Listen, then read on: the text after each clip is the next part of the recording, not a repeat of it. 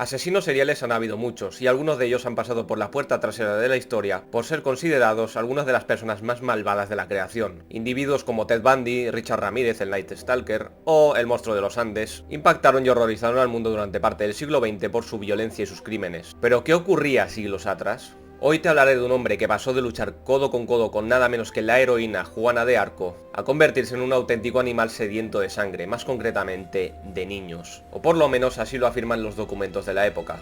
Hola a todos y a todas, ¿qué tal estéis? Espero siempre que esté de lo mejor. Os doy la bienvenida un día más a mi canal, al Reino de Valar, y hoy os hablaré del infame Gilles de Rais.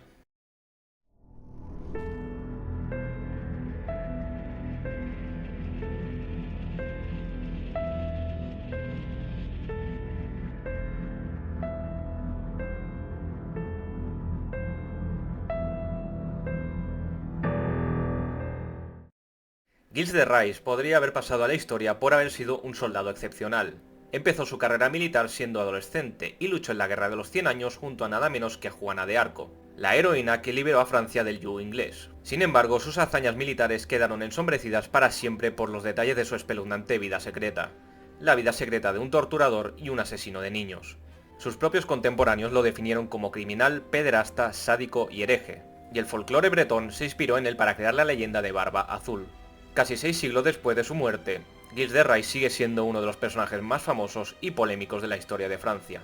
Gilles Montmorency Laval, barón de Rais, nació en 1404 en el castillo de Champtocé, una de las propiedades de su familia al sur de la Bretaña francesa. Su padre, Guy de Laval, y su madre, Marie de Craon, descendían de dos de los linajes más importantes de Bretaña. Pero, a pesar de haber nacido en un entorno privilegiado, su infancia estuvo marcada por la tragedia. A los 11 años vio morir a su padre destripado por los colmillos de un jabalí durante una cacería. Su madre falleció con poco tiempo de diferencia, por causas que se desconocen. Al quedar huérfano, el niño quedó a cargo de su abuelo materno, un hombre con fama de sádico que no se preocupó demasiado por la educación de su nieto. Este cúmulo de desgracias marcaría la vida de Gilles de Rais para siempre. El joven barón de Rais se convirtió en un chico engreído, caprichoso e impetuoso.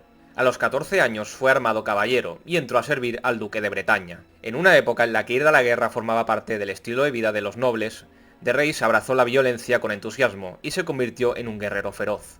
Su agresividad era un plus en el campo de batalla, donde, según todos los testimonios, era un combatiente tan virtuoso como implacable. En su vida civil, de Rais no era menos impulsivo. A los 17 años se encaprichó de Catalina de Thouars, una rica heredera que además era prima suya. Su familia estaba en contra de la unión, así que el chaval secuestró a Catalina y se casó con ella en secreto.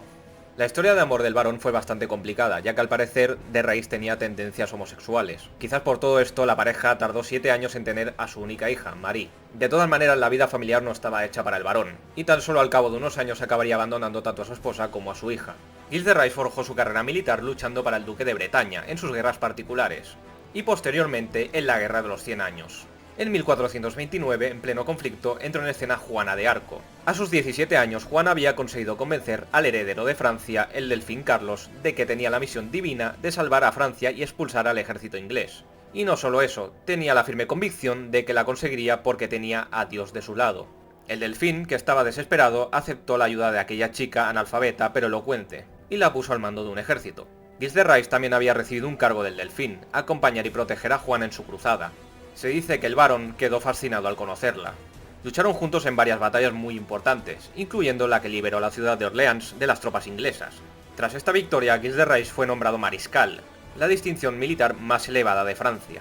Resulta irónico pensar que un personaje de reputación tan infame como Gilles de Rais admirase tanto a Juana de Arco, una mujer de valores morales pétreos y comportamiento intachable. Tras la liberación de Orleans, el barón continuó luchando junto a ella, y estaba a su lado cuando París fue atacada. De hecho, le salvó la vida en una escaramuza que estalló cerca de allí.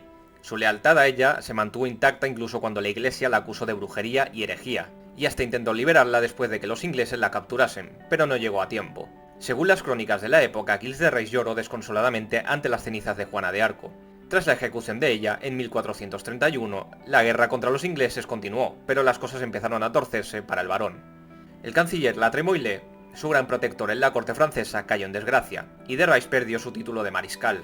Esto le supuso una gran pérdida de prestigio, pero su posición económica era fuerte gracias a su herencia familiar y además de los botines de guerra. El barón se retiró a sus posesiones de Bretaña, que se encontraban entre las más ricas del oeste de Francia, y fue entonces cuando, según él mismo lo explicó, el aburrimiento lo empujó a una vida de excentricidades, que cada vez iban a un mayor desenfreno. En sus castillos de Bretaña, Gilles de Rais llevaba una vida más opulenta que el propio rey de Francia. Dilapidó una fortuna en decoración para sus propiedades y para el mantenimiento de su séquito, sirvientes, heraldos, soldados y sacerdotes. Su labor como mecenas de músicos y dramaturgos también contribuyó a vaciar sus arcas. Sus excesos le estaban pasando factura, y llegó al punto de tener que vender tierras de su familia para financiar su estilo de vida. Esto no sentó bien a sus parientes, especialmente a su abuelo. De hecho, antes de morir, dejó su espada y su armadura al hermano pequeño de Gilles de Rais, como muestra de desprecio hacia él. En los años siguientes, de Rais empezó a prestar atención a la región y a preocuparse por su propia salvación. En 1433 financió la construcción de una capilla, la Capilla de los Santos Inocentes, para la cual formó un coro de niños seleccionados por él mismo. Este detalle resulta escalofriantemente cínico si tenemos en cuenta lo que haría más tarde. Su familia, harta de perder el patrimonio por su culpa, consiguió que el rey de Francia firmase un decreto que prohibía al varón vender o hipotecar las propiedades familiares que le quedaban. Esto significaba que si quería seguir manteniendo su estilo de vida caprichoso, tenía que buscar una fuente de ingresos alternativa. Y no se le ocurrió otra cosa que la magia y la alquimia. Para evitar el colapso de sus finanzas, el varón reunió en su corte a magos, nigromantes, brujos, adoradores del diablo y alquimistas. Su obsesión era descubrir la piedra filosofal y utilizarla para fabricar oro. Rodeado por este séquito de embaucadores, Gilles de Rais invocaba al demonio, celebraba ceremonias satánicas y firmaba pactos con su propia sangre. Su objetivo era obtener conocimiento, poder y riqueza, negociando con el diablo al más puro estilo faustiano. Según testigos, su comportamiento era cada día más caótico, y sufría de ataques de ira seguidos de episodios de abatimiento y remordimientos. Fue entonces cuando empezaron a correr rumores sobre su secreto más oscuro y abyecto. Varios niños habían desaparecido en zonas cercanas al castillo de Gilles de Rais, y poco a poco empezaron a sonar voces de alarma que conectaban estas desapariciones con el varón y su séquito. En aquella época era normal que los nobles empleasen a niños y adolescentes en los pueblos vecinos como sirvientes. Estos niños solían vivir con sus amos, así que si les pasaba algo sus padres no lo sabían enseguida. Era el caso de alguno de los niños que el varón había acogido en su corte. Otros desaparecieron mientras vigilaban el ganado en el campo, trabajaban de aprendices o cuidaban de sus hermanos pequeños en sus casas. Muchas familias sospechaban de Gilles de Rais pero no se atrevían a enfrentarse a él. Eran campesinos y gente humilde que sentían que no tenían absolutamente nada que hacer contra un señor feudal de su calibre. Tan solo podían dignarse a rezar por las almas de aquellos niños que habían desaparecido y porque alguien con autoridad descubriese todo lo que estaba pasando. Este secreto a voces duró más de 7 años, en los cuales desaparecieron casi 200 niños, según las declaraciones posteriores. Pero entonces, en 1440, el varón cometió un error. Tras una disputa que no tenía nada que ver con las desapariciones, decidió secuestrar a un sacerdote. Entonces, tanto la justicia eclesiástica como la secular fueron a por él. El tribunal eclesiástico que iba a juzgar a Gilles de Rais estaba encabezado por el obispo de Nantes y por Guillaume de Mérici, el gran inquisidor de Francia. Este tribunal acusaba al varón de sodomía, herejía, apostasía y evocación del demonio. El castigo que se pedía para él por estos crímenes era la excomunión, que, aunque hoy en día nos suene un poco blando, entonces suponía la muerte social de la persona castigada. Por su lado, la justicia civil lo acusaba de secuestro y asesinato de niños, y pedían la pena de muerte. El resultado de esta investigación sobre Gilles de Rais sacó a la luz los rumores que lo señalaban como violador y asesino de niños e invocador del diablo. Muchos de los testigos convocados ante el tribunal declararon cómo sus hijos pequeños habían desaparecido sin dejar ningún rastro. Otros aseguraron haber visto cómo sirvientes del varón se deshacían de cuerpos infantiles en su castillo. Inicialmente Gilles de Rais rechazó todas las acusaciones, pero cuando el tribunal lo amenazó con arrancarle una confesión bajo tortura, el varón prefirió ahorrarse el mal trago y rendirse. Entonces, él y sus compinches narraron los rituales de tortura a los que habían sometido a docenas de niños durante casi una década. Gilles de Rais tenía varios hombres encargados de secuestrar a los niños. Sus órdenes consistían en que raptasen solo a niños que fuesen bellos como los ángeles. Una vez en el castillo los llevaban a una estancia especial. Allí, el varón los sujetaba por el cuello, con cuerdas o con sus propias manos, para evitar que chillaran. Entonces abusaba sexualmente de ellos.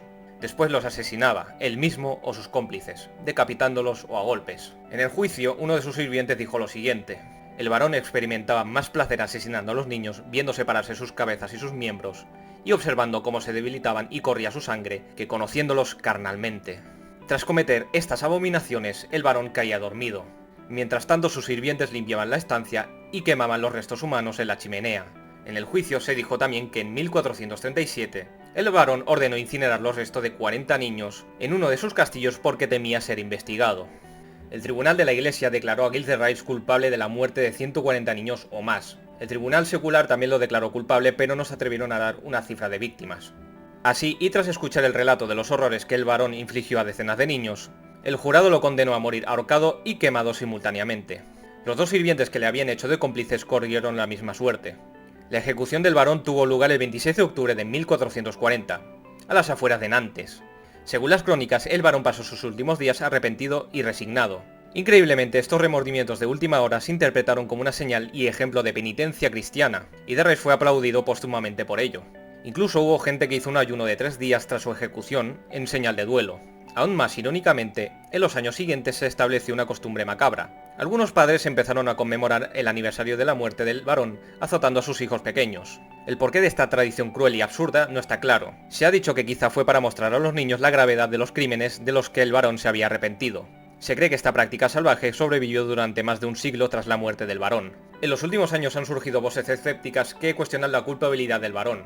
Estas personas han denunciado irregularidades en el proceso judicial que lo condenó, argumentando que Gilles de Rais fue víctima de una persecución política, parecida a la que habría sufrido Juana de Arco años atrás. Es cierto que de Rais tenía enemigos entre la nobleza que querían verlo caer, y probablemente hacerse con sus propiedades, y es razonable pensar que la Iglesia hubiese visto en su estilo de vida extravagante una amenaza al orden establecido. Otro detalle que tampoco hay que olvidar es que el varón confesó bajo amenaza de tortura. Pero, aún así, la mayoría de historiadores que han examinado con detalle las pruebas del juicio del varón creen que efectivamente era culpable, si no de todos, de gran parte de los crímenes que se le atribuían. Entre otras cosas, se ha señalado que las descripciones de los rituales perversos del varón no se parecen a ningún otro caso de interrogatorio inquisitorial estudiado. Algunos medievalistas han declarado que este nivel de depravación no se había puesto nunca sobre el papel antes de que se hiciese el Marqués de Sade en el siglo XVIII.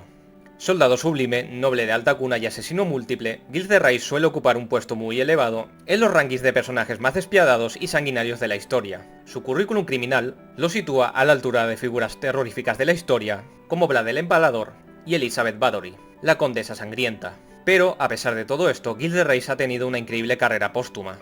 De hecho, el proceso de exoneración de sus crímenes, al menos a nivel popular, empezó en el momento mismo de su muerte.